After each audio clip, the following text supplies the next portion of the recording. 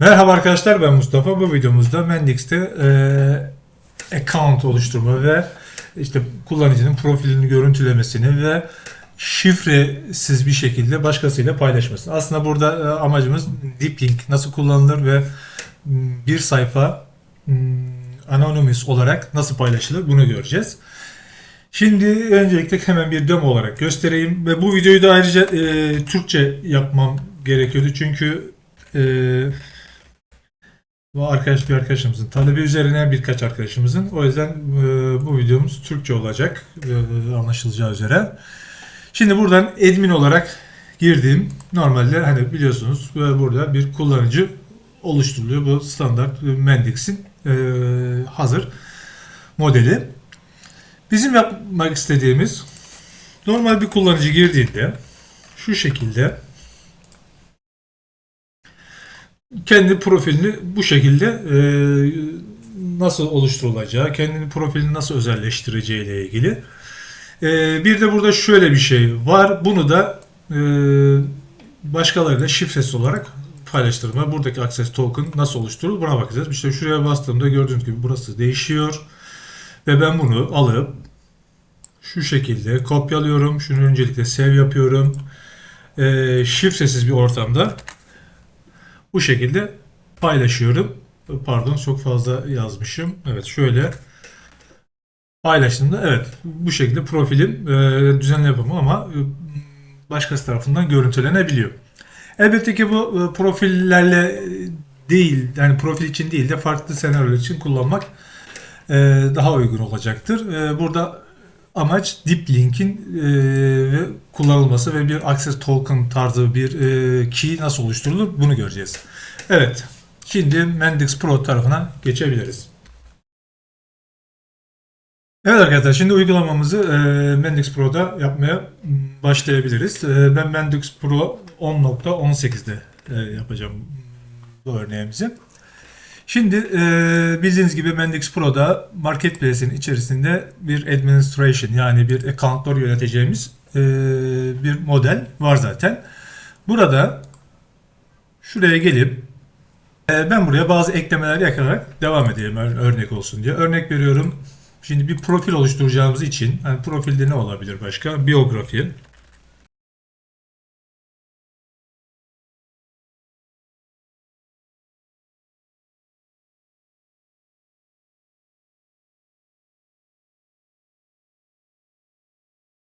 Evet. Onu şimdilik string yapacağım. Hani bunun üzerine durmayacağım. Okey, okey.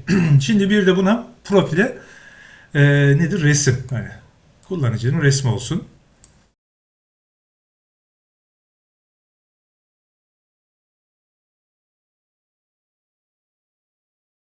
Tamamdır. Bir picture'da ne yapacağız? Buradan image'e, sistem içerisindeki image'e generation yapacağız. Evet, okey, okey. Tamamdır. Şimdi burada zaten hali hazırda bu sayfamız var. Bu kullanıcı yöneticinin bir sayfası olsun. Yönetici. Admin users ya da şöyle yapalım. User management diyelim.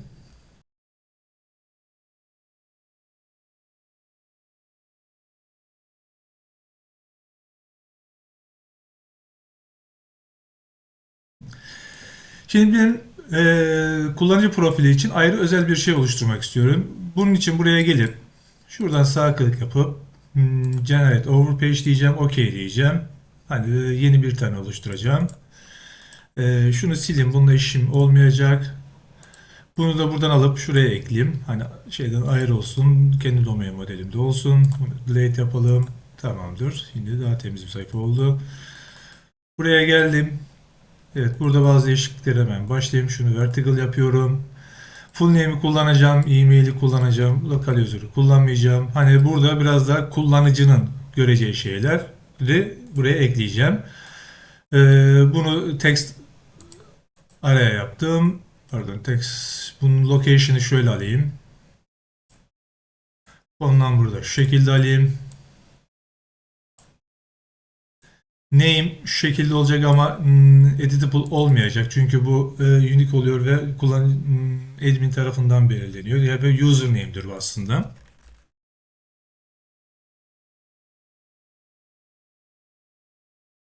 Full name, email bu kullanıcının değiştirebileceği bilgiler.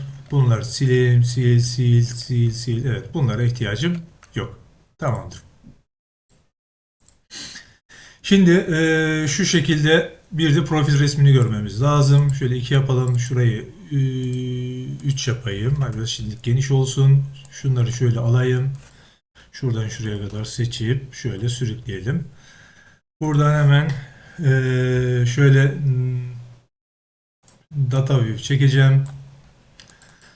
Buradan NanoFlow yapacağım. Çünkü çok kompleks bir şey yapmayacağım için. Buna ne diyeceğim?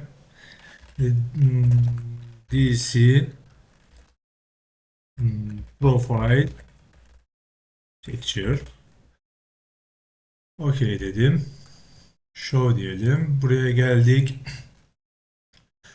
Burada hemen ne yapacağız? Account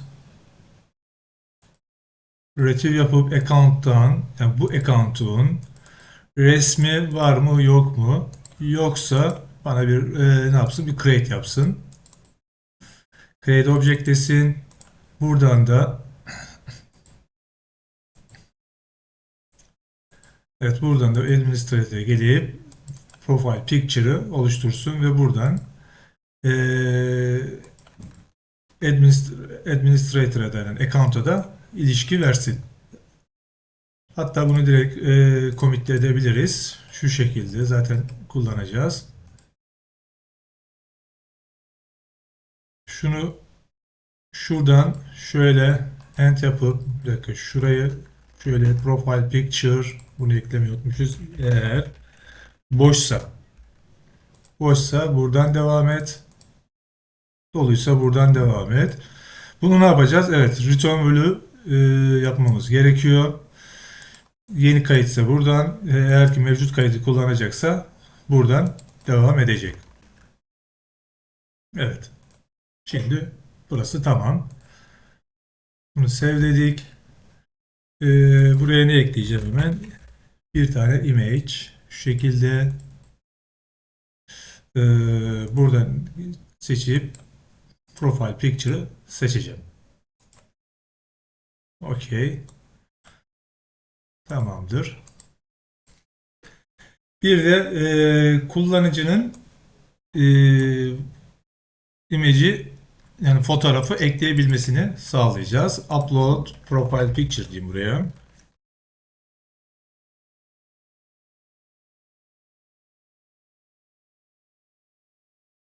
Buradan ekledik.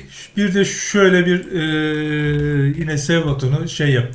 Nedir? Hani resmi yüklediğimizde şöyle save change desin. Bunun adına da şöyle yapalım. Import picture dedikten sonra tamamdır. Şöyle rengini farklı yapalım. Hep yeşil olmasın. Bu da primer olsun. Tamamdır.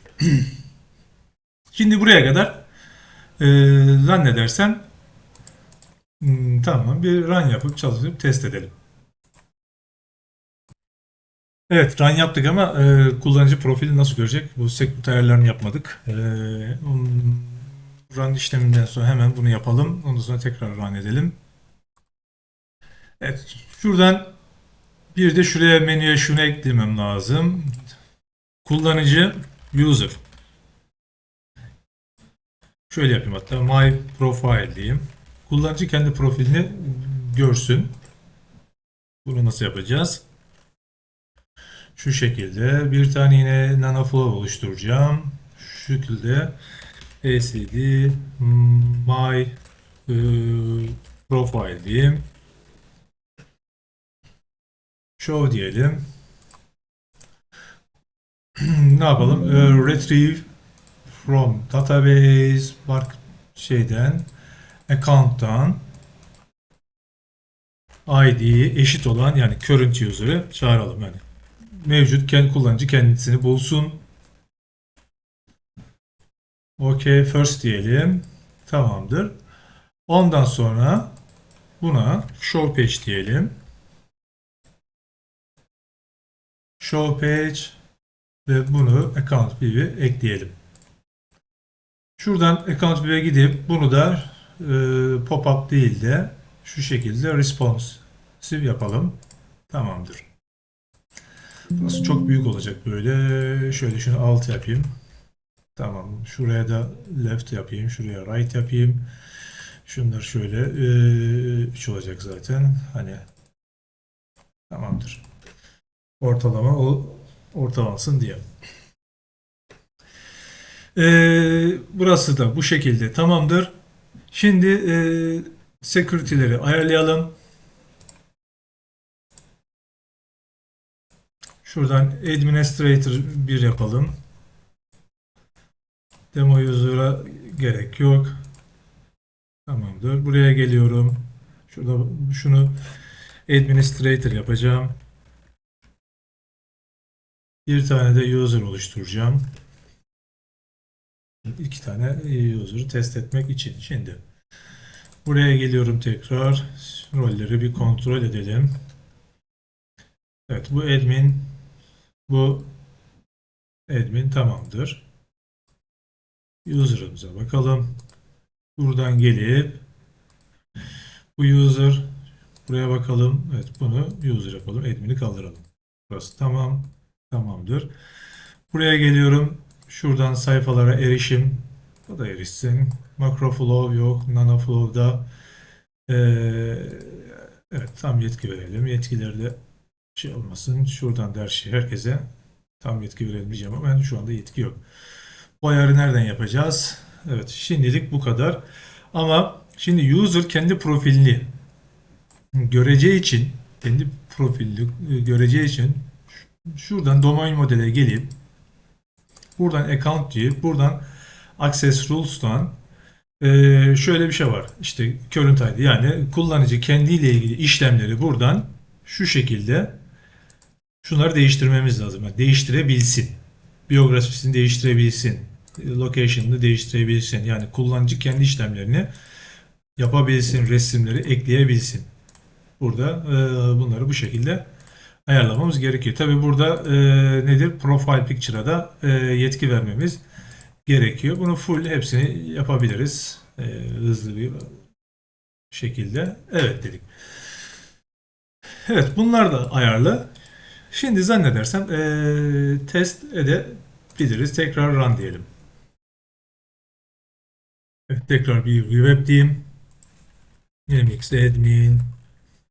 Evet, admin. Şuradan bir. Şuradan settings'e gelip new user diyeyim. Mustafa username. Rol verelim. Buna user diyeceğim. Bir de şifre, buna da 11. İşimiz kolay olsun. Evet, user rol tamam. Şimdi buradan çıkalım. Hatta şuraya bir logout koyalım. Gir çık yapacağız.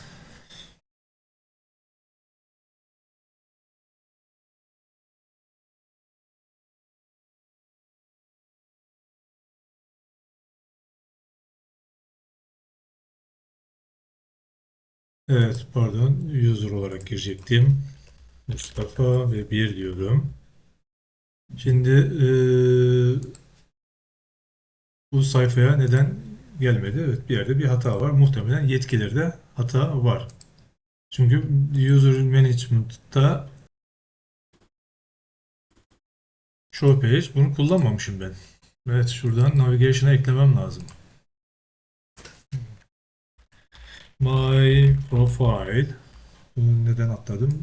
Çok bilmiyorum. Burada ne yapacağız? Nano flow. Evet. Evet. Buradan şöyle gelip sadece bunu user görecek. Tamamdır. Şuradan da hemen şu şekilde. Ben de az önce bunu demek ki kaydetmedim ben. Yaptım zannediyordum. Tamamdır. Şimdi tekrar run yapıp hemen bakalım.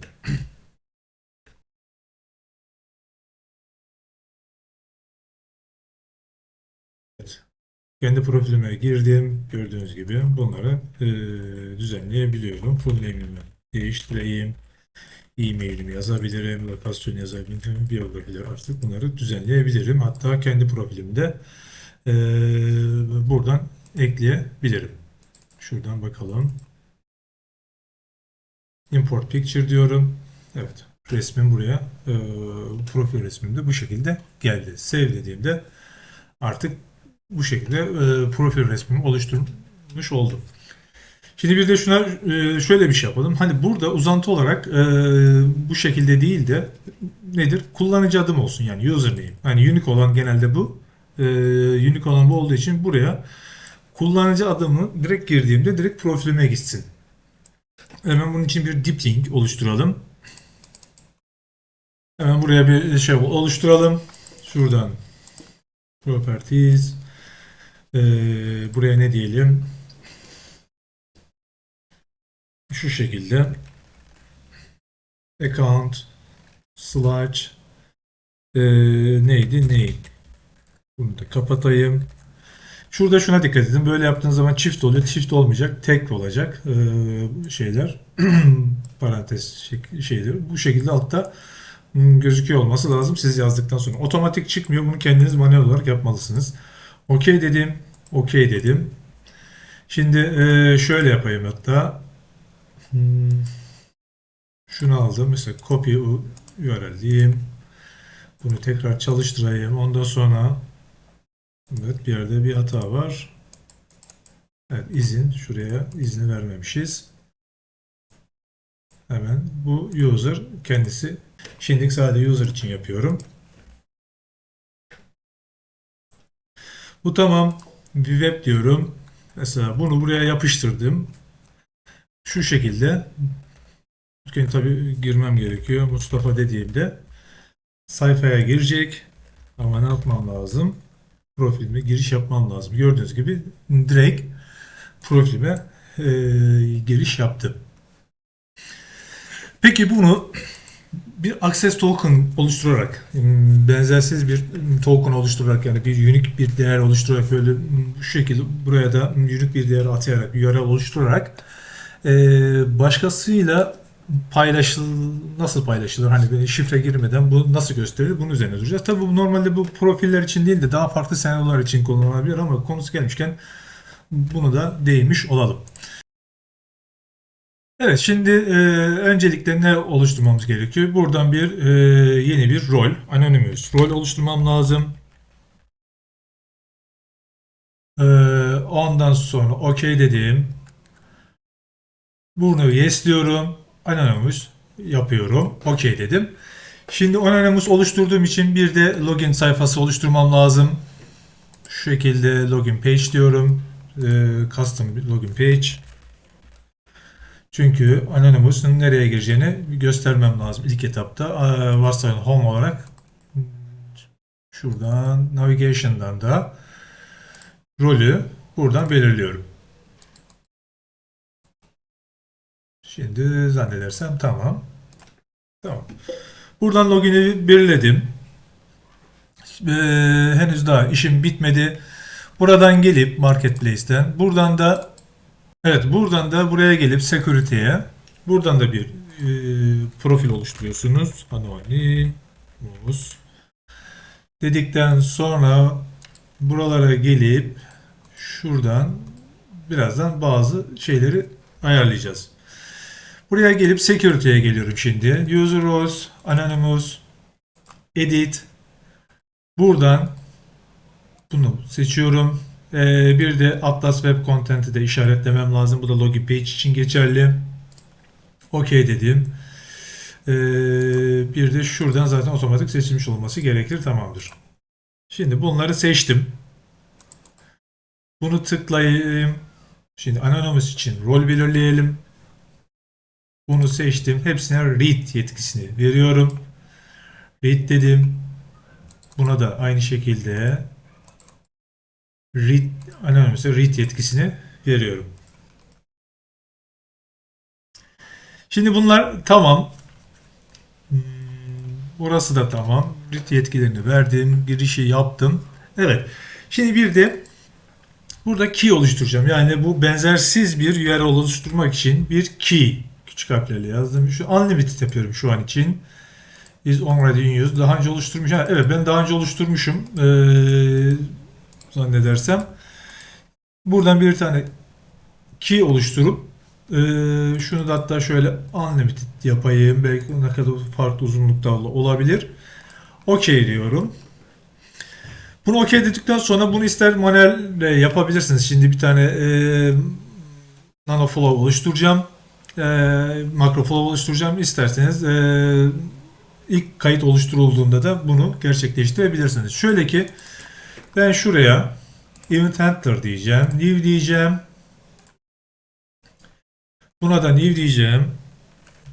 Şöyle before commit create ne diyelim URL key atıyorum.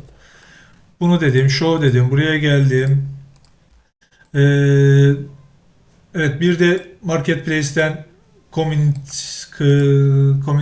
Commons'ı yükleyelim. Ben bunu hemen yükleyeyim. Videoyu durduruyorum şu an için. Evet, Commit Commons'ı yükledim. Commit Commons yükledikten sonra buraya daha bir Java alıyorum. Java Action. Java Action'dan Community Commons'a gidip buradan hemen şu en altta string kısmı var. Buradan da base 64 encode'u seçiyorum. Buna da URL key dedim. Buradan neyi seçeceğim? Evet, buradan neleri key oluştursun? Yani burada rastgele şeyler seçebilir. Benzersiz şey ne olabilirse onu şey yapacaksınız. Burada mesela name genelde benzersizdir. Artı değişik olsun diye to string, yani bunu üretebilirsiniz. Yani sadece buna örnekleme olsun diye gösteriyorum bunları. Current date time, evet, bu da olabilir. Hatta bir de ne olsun? Random olsun. Rastgele bir sayı. Random, tamamen zannedersem benzersiz bir şey ortaya çıkar. OK dedim. OK dedim. Burası da tamam. Ne yapacağım? Before commit olduğu için change diyeceğim. Change object diyeceğim. Bunu buradan alıp account deyip buradan key. Buradan da URL key'i alacağım. Ama dediğim gibi siz bunu kesinlikle commit etmiyoruz. Zaten before commit olduğu için commit etmeden önce gerçekleşecek action. Ama bunu her seferinde yapsın değil de ilk kayıt oluşturulduğunda yapmış olması bana yeterli. Ama sürekli bir değişkenlik yapacaksa bunu ayrıca bir button içerisine ekleyebilirsiniz. Ben onun için ilk defa oluşturulduğunda bunu oluştursun istiyorum. Ve onun için buraya is new diyorum. Is new dedikten sonra evet, account'u seçiyorum. Yani account yeni oluşturulduysa buradan devam etsin. Yani daha önceden oluşturulmuş bir account'sa buna gerek yok. Bu da true olsun. Tamamdır. Şimdi buraya kadar işlemlerim tamam. Bu da tamam. Evet, şimdi bununla da işim yok. Burayı da kapatıyorum. Evet, bununla işim var. Şu şekilde bunu duplicate yapıyorum. Buna ismini değiştirip Anonymous.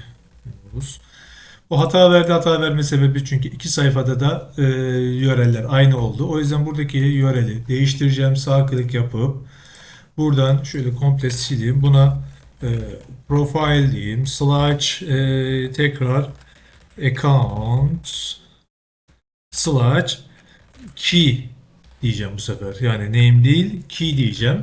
Çünkü o key'i kullanacağız burada. Kullanıcı özel key oluşturacağımız için. Buna OK dedim. Buradan bir de hemen rolü değiştireyim. Anonymous yapalım. Bu da tamam. Buradaki hatayı düzeltelim. Buraya gelelim. Burada context, çünkü herhangi bir şey zaten oluşmuş olacağı için buradan direkt profile pictures'ı görüntüleyecek.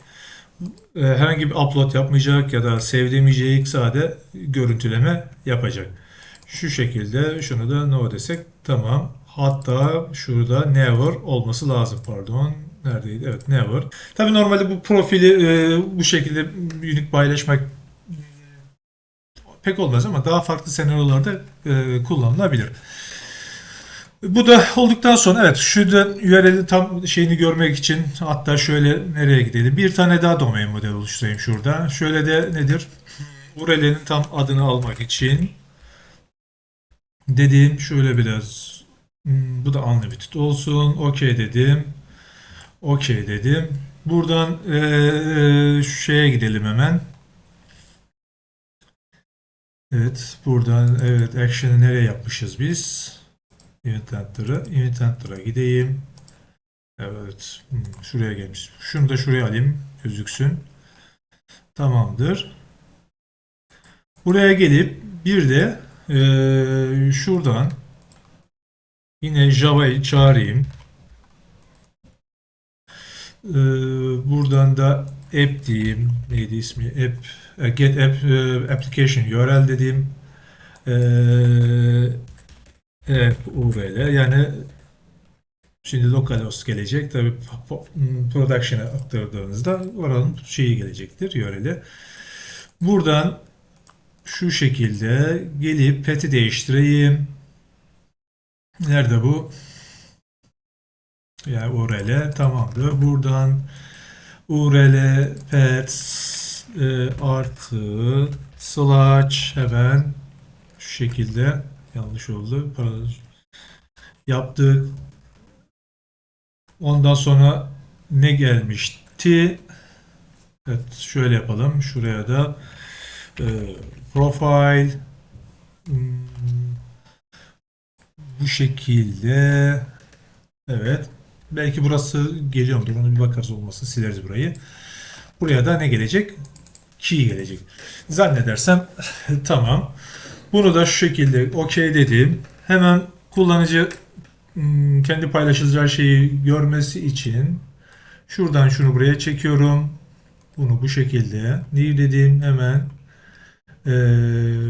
URL neredeydi bu? Bunu alalım. OK diyelim şuraya. Bu şekilde bir dedik. Tamamdır. OK, OK. Hemen bir run yapıp bakalım.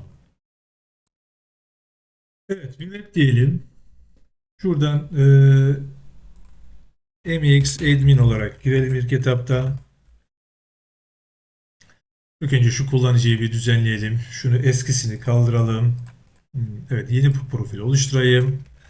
Mustafa 1. Çünkü before commit koduğumuz için her şeyin yeniden oluşturulması lazım. Ama o before commit'i dediğim gibi ayrıca herhangi bir yerde button olarak da kullanabilirsiniz. Şimdi buradan şu şekilde bir dedim. Save dedim. OK. Şimdi logout diyelim. Mustafa olarak gireyim. Bir dedim. Bir değil miydi? OK. MX admin.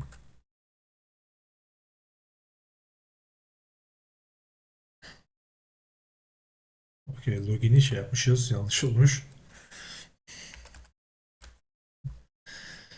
Tamamdır.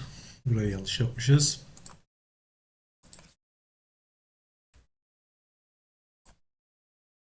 Tamam. Buraya geldiğimde bunları şu şekilde düzeltebilirim. Hemen buradan resim ekleyebilirim. Şuradan tekrar ekleyeyim. Az önceki hesabı sildiğim için tekrar eklemem gerekiyor. Import picture. Şimdi burada gördüğünüz gibi böyle bir URL oluştu. Bunu artık şu şekilde alayım ve anonymous olarak açayım. Hani hesabım olmadı. Bu şey bir hesap değil. Profile girdiğimde normalde göstermesi lazım. Bir yerde hata var. Nerede? Hemen bakalım. Bunu girdik. Evet. Save diyelim. Tekrar deneyelim.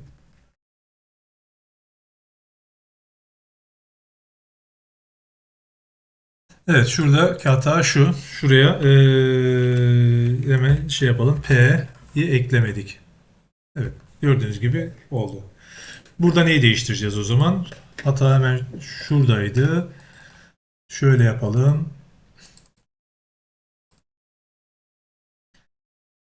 şu şekilde tamamdır. Mendix'in varsayılan ayarı. Evet. Şimdi tekrar geldiğimde gördüğünüz gibi şimdi tabii değişmeyecektir. Çünkü daha önce oluştum. Şunu şöyle yapalım hatta. Şunu şuradan kaldırayım. Bunu da kaldırayım. Şunu da kaldırayım. Şunu da şöyle true false değil de şu şekilde nothing yapayım. E, Böyle daha kullanışlı olacak zannedersem. Hemen buraya geliyorum. Buradan bunu iptal ediyorum. Yani farklı örneklerde göstermiş olmuş olalım. Sonra nereye gelelim? Kullanıcı isterse kendi bunu oluştursun dersek şöyle bir şey koyalım. Şimdi run yapalım.